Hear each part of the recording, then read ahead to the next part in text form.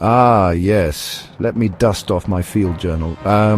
Volume 438. Military mishaps and feathered foes. Now gather close, dear listener, because tonight's tale is, well, a bit hard to believe, but I swear on my pocket watch it's as true as tea at twilight. Picture it. Australia, 1932. The sun blazes, the wheat wilts, and an army of beady-eyed invaders descends upon the fields.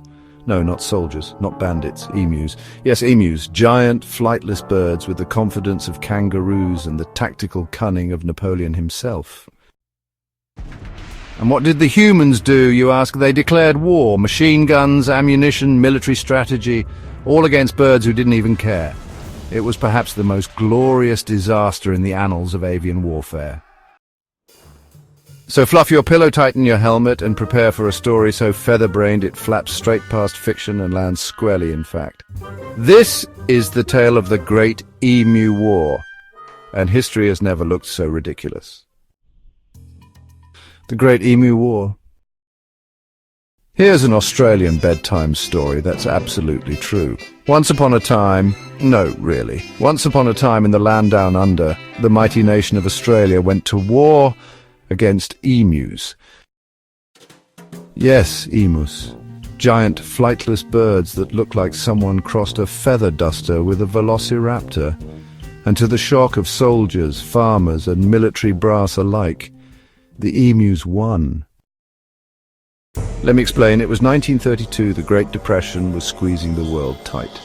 And in Western Australia, a group of World War I veterans had been given land to farm as part of a government resettlement program.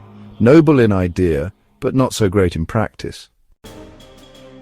The soil was poor, the money was tight, and the crops, well, they were just barely hanging on. Then came the birds.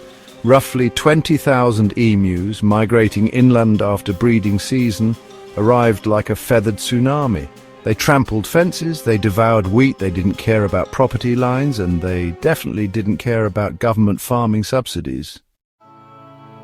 Farmers were desperate, so they did what any logical people would do.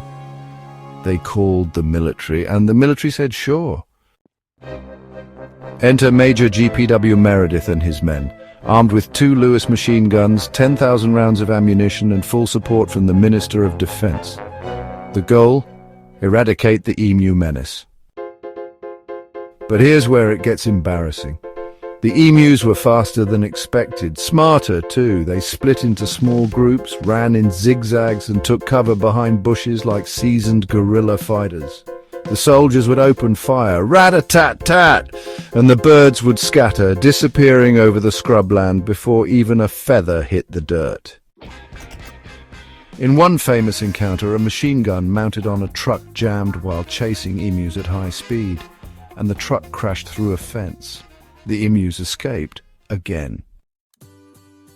In total, over 2,500 rounds were fired, and only a few hundred emus were confirmed casualties. That's an abysmal kill ratio. And the emus, well, they just kept coming. After 2 failed campaigns, the military withdrew in defeat. The official government statement: the emus have proved invulnerable to machine gun fire.